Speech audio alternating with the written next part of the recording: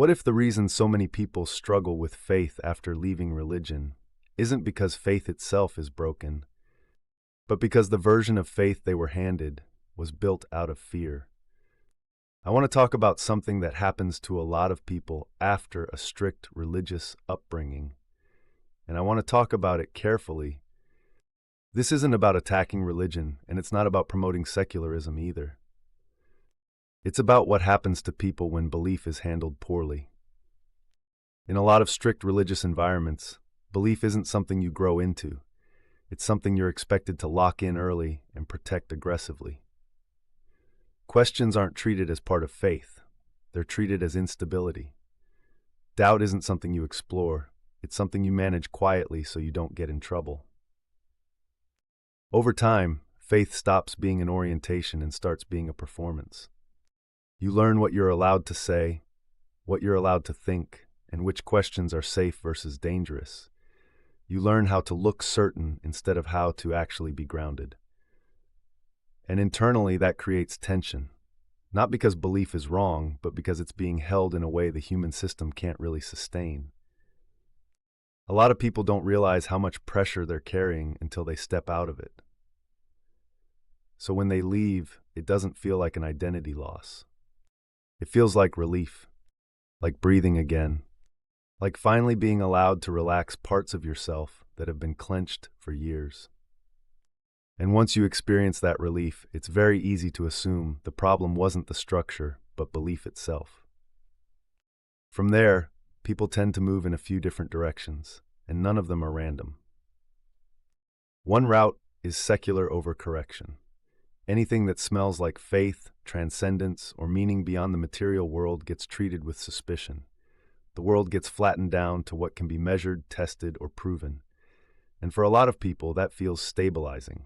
No authority, no doctrine, no metaphysical pressure hanging over your head. And to be clear, there's real value there. Clarity matters, evidence matters, skepticism matters.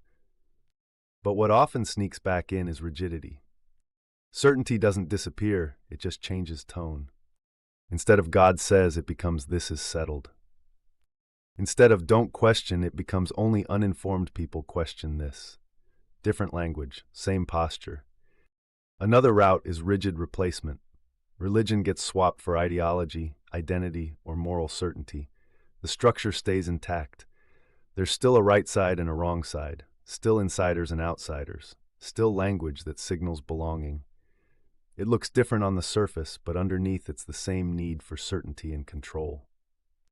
And then there's a third route that deserves more understanding than it usually gets: spiritual substitution.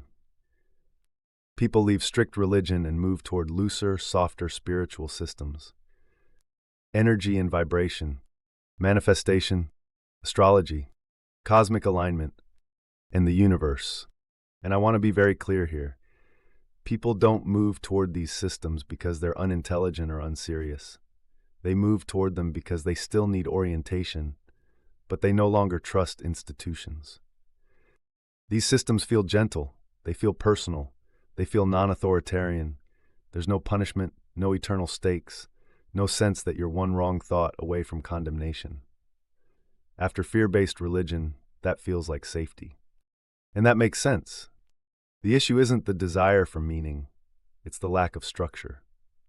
When belief has no grounding, no shared constraints, no way to distinguish insight from projection, it starts to drift. It becomes whatever feels good in the moment. And that can be comforting for a while, but under pressure, it tends to collapse. Because there's no mechanism for correction, no way to be wrong without the whole thing shattering. So what you end up with are three different responses to the same wound. Strict religion breaks trust by turning faith into fear. Secular overcorrection tries to cope by pretending faith isn't necessary. Spiritual substitution tries to cope by removing boundaries altogether. All three are understandable, and all three are incomplete. Because humans cannot function without some form of faith, not necessarily religious faith, but orienting faith. A way of trusting that your actions point somewhere meaningful. A framework that lets you move forward without having to solve the entire universe before breakfast. You cannot live without assumptions. You cannot act without trust. You cannot orient yourself without committing to some picture of reality. That's faith. Everyone has it, even the people who insist they don't. The real question is how rigid it is, how grounded it is, and whether it actually helps you stay oriented when life applies pressure. Strong orientation requires a form of faith that can hold uncertainty without collapsing, admit "I don't know" without falling apart, resist coercion, and be challenged without shattering. Strict ideological replacements often fail by keeping their unspoken faiths rigid and fear-driven. Secular overcorrection often fails by pretending faith isn't operating at all. Spiritual substitution often fails by making faith unbounded and untethered. Different failures, same human need underneath. So I'm not interested in dragging people back into systems that hurt them. And I'm not interested in mocking the ways people tried to survive after leaving. I am interested in asking whether the way faith was handled is what actually broke orientation in the first place. What if the problem was never faith itself, but the way it was taught and the way it was abandoned?